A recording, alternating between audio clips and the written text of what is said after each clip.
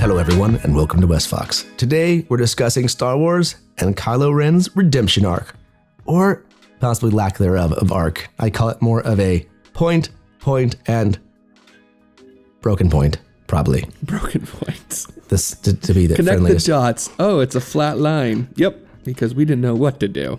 Now, the opening of the first movie, The Force Awakens, obviously they were kind of going for either A, he's unredeemable, which is what I would tend towards, or he is on the redemption arc, correct? He doesn't really do much in the first movie other than kill people and, kills his own father and is pushed to be in the dark side more. And honestly, I feel like he was supposed to be an unredemptive character. Did you feel that way or did you hope that? That's a good question. Because that goes so far back watching that movie.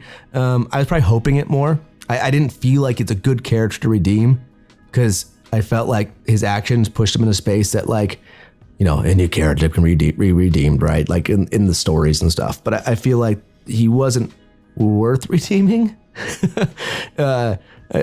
He's such a whiny, especially the first movie, he was such a brat. He didn't really feel like he was worth redeeming, Yeah, well, man, they emasculated him in the first movie.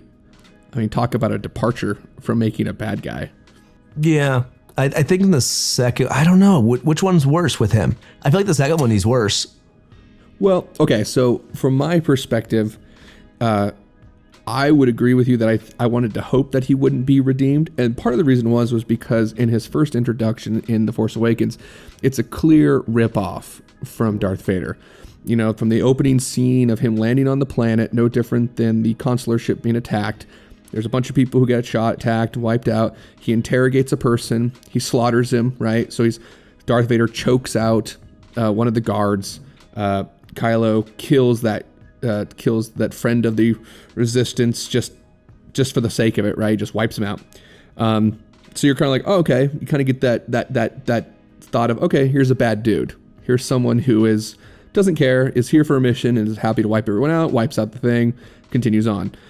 And then you have another cut and copy from A New Hope where Kylo Ren kills the protagonist's leader. So you have Luke, who's learning from Obi-Wan, and he gets killed by Darth Vader.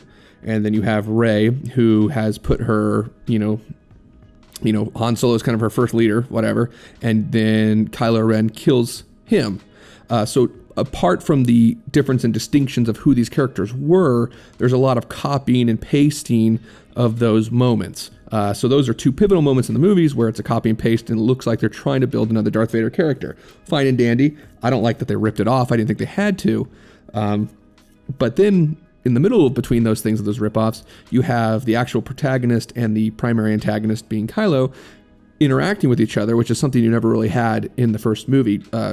Skywalker is completely separated from Darth Vader in those first movies. But so you have this moment where he's actually interrogating her, the main antagonist and protagonist, and of course she defeats him. That is where he got first emasculated. Here you're building up where the primary protagonist in the original trilogies doesn't even interact with the primary antagonist to build up this tension, especially for The Empire Strikes Back, where he has to face the man who killed his counselor, who killed his friend, who killed him, who was his first trainer, his first teacher. On the other hand, with Kylo Ren, although they copied and pasted that in The Force Awakens, you have the antagonist and protagonist at each other, and the protagonist is already winning. Already more powerful than him, already more clever than him, already more determined than him, and it completely emasculates his character. Not to mention the taking off of his mask, and you have, no offense to the actor, but you have he's not intimidating looking. He's not handsome. He's an ugly, childlike looking character, and he's very wet dog-like, even in the first movie. And they completely take the rug from under him from what they were trying to build. And that's why at the very beginning, you're like, oh man, I hope it's just his character. I don't even care about it, but I hope that he's just a bad guy.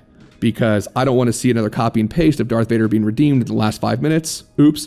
And then to take his character and make him look pathetic already in the beginning was also a huge departure from trying to build a motivating bad guy. Correct. I think that the parallels are definitely there, and the cut and pastedness is probably one of the bigger difficulties with it. Also, you have the thing of the second movie only reinforces that, and it has obviously the throwaway lines where it's like, you know, oh, I feel the conflict in you type stuff. And the only conflict you ever see is him question to kill his mom, which again was kind of okay, but doesn't go anywhere with that either. You don't really see him conflicted in the sense of something deeper in it. It's just like the plot. It's like plot. And I think redemption arcs are one of the harder ones. You know, I think, you know, it's a reference because it's both one of the greater redemption arcs, but it's the, you know, redemption arc of Avatar: Last Airbender, where you have a character who is not the main villain. That's why, again, why, you know, Vader's redemption works is he's not Palpatine. No one wants to see Palpatine redeemed. That's not the story arc of what it is. A good redemption character is one that has reasons and mistakes for what they did, and then needs the change. And they're kind of a tricky one because you have to make the character likable and in a way that you care about them and you want to make their decisions make sense. And really, Kylo's decisions don't make sense other than, oh, Snoke was manipulating him forever. And then, oh, Luke was being a jerk. And then, oh, dark side, you know, and right. We know the original trilogy. I'm confused and conflicted to father murderer. Oh, and I mean, not even father murderer. You know, we find out, we assume in the first and second movies, but then of course they corroborate that in the third movie that he attacks him. Or, you know, he's there, Luke's there, contemplating killing him, and then he doesn't. So then Kylo's response is to kill everyone at his training camp except for those who would follow him. I mean, that's an even worse turn I of think the character than how they designed Anakin. Well, I agree. It was a huge retcon, but it's a painful one. No, I think they've changed that even now. I think they made it. Yeah, they changed it again. Again, that's the silliness of the silliness. Yeah, well, guess what? The movies count, guys. Okay, I don't care about your retconning your magazines. You're changing all your other BS that you guys spew out there. Yeah, I agree. I'm just putting it out there so people that listen to this and aren't like, oh, but they changed it. Yes, we between this video and let's say maybe like 6 months from now, in the next 12 months. Today is January 1st, 2020. By the end of this year, it wouldn't surprise me if many things have changed in the story or been retconned. Or like I said, I'm interested to see if there's even an edited cut. I expect to see a extended version of the final movie. Really? I think so. I think they're going to do a director's cut, or they won't call it a director's cut. They'll call it like the longer version because they shot so much extra stuff. We know they shot so much stuff, and we know that they're gonna be like, hey, you know what? We need to refine some of these plot holes, and then it pushes their DVD sales because they can go, do you want the definitive collection with all 9 movies and the extended cut of the final one? Because really, it's not a long movie. I mean, it's 2.5 hours, but to me, or 2 hours and 21 minutes. But that to me, that's not a long movie. Like Lord of the Rings, Return of the King, extended cut is a long movie. 4+ hours, right? That's a very long Love that movie. 10 Commandments, long movie. Ben-Hur, long epic movies. Yeah, I completely agree. Well, and that's the pacing. That's the thing too, because we won't hit too long on this because we just think it's, his redemption arc sucks. It's bad. It's lame. Period. Well, maybe we should make the caveat then at the beginning of every video for those who haven't heard us before is that the medium in which something is created is primary canon. And retconning through magazines or even video games doesn't count. Star Wars started as a movie, and therefore whatever is canonized in movies and maybe secondary television is what they make primarily, and that's the stuff that counts. Not retconning or putting in atlas guides to resistance ships that are talk about magnetic locking for bombs. It doesn't cut it, guys. All right? If it's not in the movie, it doesn't count. Correct. Little explanation of adding a little depth to something is fine. Explaining away problems is not fine. Yeah. And I think that's the difference too. I was just watching some of the big problem with these movies too is pacing, right? But watching the original, I was watching the original Star Wars. I got a copy of it, and I was kind of going through it for some editing and some purposes for future videos. And it's crazy the pacing, how different it is. 'Cause I think I was like 40 minutes into it, and they're barely leaving like Mos Eisley or something. Yeah, absolutely. And you look at this movie, and when we compare it, you feel like they've gone to 6 planets already. Yeah, they've already had 2 Skype calls and a lightsaber battle within the first 40 minutes. And it's ridiculous. That's the difference. Is there's never a time to allow the characters to have that moment of conflict. They're never allowed to breathe that conflict. I could accept, because obviously that's what they're pushing for, is his redemption, blah blah blah blah. And I'd be more willing. The story allows that push to allow the redemption and conflict inside of a character. But there's almost no scenes in this movie that have a moment of pacing that lets the scene breathe. It's just like cut, and then next scene. I think the only scene that has any breathing in it is the one when Poe Dameron is talking to the girl on the planet where they reprogram C-3PO. And it was like a scene that was just inserted for no reason. She actually, as a character, could have been interesting.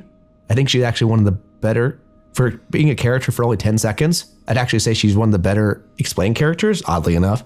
But it was an unneeded character.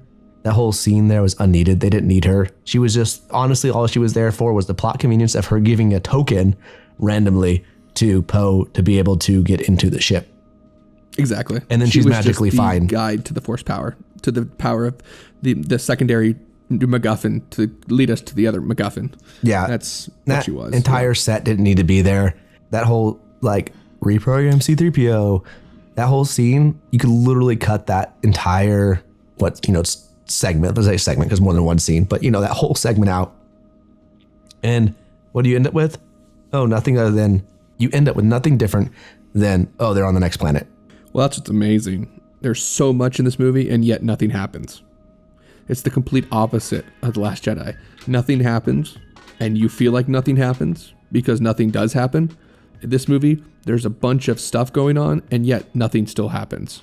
Yeah, it's honestly crazy. It's a feat in itself that there's so much that happens and nothing. Like you're just like, oh, and it's a story quest. It's like the worst, and that's what people compare it to video games. It is the worst part of video games. It reminds me of the old Assassin's Creed, the first one, where oh, it's cool, you can climb over stuff. You're like, oh, this is really cool, I can climb over everything pretty much. But then that wears away when every mission is go into this crowd and kill this guy. Go into this crowd and kill this guy stealthily. And then, you've done 20 of those in a row and you're like, so are we done doing the exact same mission over and over again? And this movie is just the exact same mission over and over again with extra steps in between. Oh, absolutely. And that kind of dovetails back onto Kylo's arc. In the first one, other than his emasculation and his clear cut and copy from Darth Vader, engaging in patricide is a little bit different than killing a former mentor. And so it was our hope that in the future he would be more evil. He would be locked down on what he was doing. And that's the other thing too. Even his killing of Han Solo was very pathetic. It was very weak. It wasn't like he actually took a real stand and decided, I'm going to strike my father down and wipe him out. It was more like, I'll just turn on a lightsaber. And then, Harrison Ford's like, thank God I'm out of these movies. Just kidding. I'll show up for the last one. Big check, I guess. And for them to do that and then to come back with the character that he comes on, he's a stagnant character that is still wishy-washy. But if you start where he started off with patricide, mass murdering 5 planets at his order and all this stuff, there's really no reason for him to gain an arc of redemption, because in the second movie, all he does is talk to Rey, what's going on, what's in the Force, and she has this weirdo connection with him, which there shouldn't be, if she really cared about, again, let us remember, Rey just got there to Ahch-To. The loss of this man who somehow she just fell in love with, Han Solo as a daddy, was just killed within the last 48 hours. And you're telling me that now, after 72 hours, she wants to hold and touch hands with the man that just killed him? Really? Because I can think to myself, if someone were to kill someone that I liked, even just as an acquaintance liked within a few days, I wouldn't want to start breaking bread with that person. But now she wants to interact with him. And then that was the other part of that, the redemption. She already wants to redeem him after meeting him for 3 days, watching him wipe a bunch of people out, kill a bunch of people, kill someone she cared about, attack him, attack her, and now she wants to redeem him within 2 days. Yeah. I agree. Luke didn't want to redeem Vader until after. And even then he wasn't even sure. It was more like, I just found out this cataclysmic information that this is my father, and I'm completely shell-shocked by this. The drive makes sense because now he's surprised and shocked. He's become a Jedi. He's been consulting with Yoda. He's been consulting with Obi-Wan. He's trying to understand the dynamic. He doesn't want to just leave his father in the grasp of the Emperor. On this side, she doesn't know this person, and it's just by the force of the script that all of a sudden they want to redeem him. And then to get into the last movie, where he is actually a very active protagonist, attacking her, force scabbing her, I'm going to turn you to the dark side, going to planets, having them wiped out, joining forces with Palpatine, kidnapping all these kids, and yet she still has this weird drive to redeem him for absolutely no reason whatsoever. And there's nothing redeeming about his character because his character isn't even really a character. He's a straw man of the dark side that everyone was just eventually waiting for him to become good because that's the way they were trying to set everything up to that moment. It was already a fait accompli. In The Last Jedi, I can guarantee you the people sitting there watching this were not thinking that, oh, well, Darth Vader is going to be redeemed. No one was thinking that. That was probably very shocking. Just like it was shocking to find out that Darth Vader was Luke's father. It was very shocking that it ended in a cliffhanger. And the way it ended with the good guys actually being legitimately defeated and in disarray, that was shocking. And this, on the other hand, was like, yeah, well, we saw this coming, especially when you have, granted, a tiny population, but an obnoxious population nonetheless, of people who wanted to watch Rey and Kylo get together. Those things matter. And Disney sees those things, people see those things, and it doesn't make any sense. And that just goes to show you why people can be wrapped up in those things, because they're creating the people who, whether they wanted him to die or wanted him to be redeemed or wanted to watch Rey and Kylo make out all the time, the reason these people build these things in their minds is because there's nothing there. These characters have no substance. They have absolutely nothing built up for them. So other people have to take their time to invent their own backstories in their mind to see where they'd want this character to go, because it's clearly not developed. It's clearly not pointed. The people writing and directing this stuff clearly did not have a vision for these people. So it's left to you, the audience member, to invent in your head where this person needs to go. And you don't watch the originals, and that doesn't happen. You watch what's going on. They tell you where this character is going, and you enjoy it and like it. Here, there's nothing. So you have to create your own backstories. And that's how they get away with stuff. Yeah, and I think that's due to the fact that in the other movies, and good movies in general, the characters have ambition in the story. They don't just get dragged along, versus these movies where the characters just get kind of pulled along with the plot. It's plot. And that's the struggle. I think it's a good call on, the shipping and stuff like that. I think that is a good probably symptom of the lack of story inside of it. That's all I have for today. Any final thoughts for you on it? I would just say that while this kind of touches on the Mary Sue of Rey as well, basically Kylo's redemption story is an embracing of the Mary Sue that is Rey. In the first movie, he captures her, he wants information from her, and then of course he wants to turn her. And of course Snoke wants her too, right? For no reason. I want her. It's like, okay, why? Really? She's so powerful. She's so amazing. Of course, they have Maritho. In the second movie, that's his main drive, is I need to get a hold of Mary Sue Rey. I need to be with Mary Sue Rey. She can join me. It's like, why? In the third movie, it's the exact same thing. Join me. Let's be together. Join me. Let's be together. That's his entire motivation for being in these movies. like I said, there's nothing to redeem there. And all it does is serve to allow him to be a pedestal or a stepping stone for Rey to be even more amazinger, because she's wanted by Snoke, wanted by Rey. She's even wanted by the Emperor. It's like, wow, it's amazing how much the universe just wants to be with you. So, and then again, Kylo loves her so much. He wanted to be with her so bad that he kills himself so that he can bring her back to life, because she is the most important thing. And so the final real story character of Kylo isn't his redemption. It's his existence to service Rey and to encourage her, rarely, and to be the beat up stick and the man to push her on to be like, you're the most amazing person. That's his real character arc, is to service Rey. And that's all I would have to say about that lack of redemption story.